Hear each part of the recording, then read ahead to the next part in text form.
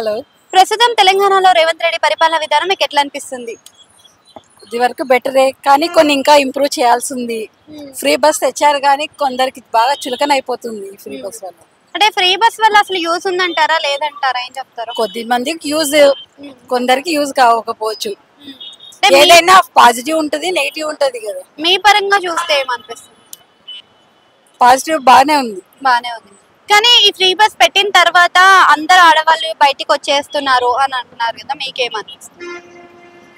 ఇంతకు ముందే వెళ్ళవాలని కాదు, ఇది ఇప్పుడు కొద్ది కొద్ది అవకాశం వచ్చింది కదా అని ఎక్కువ తిరుగుతున్నారు. అయితే ఇప్పుడు కేసీఆర్ ప్రభుత్వం చూసారు 10 ఏళ్ల పరిపాలన, అవును. రేవంత్ రెడ్డి పరిపాలన 10 సంవత్సరాల నుంచి చూస్తున్నారు.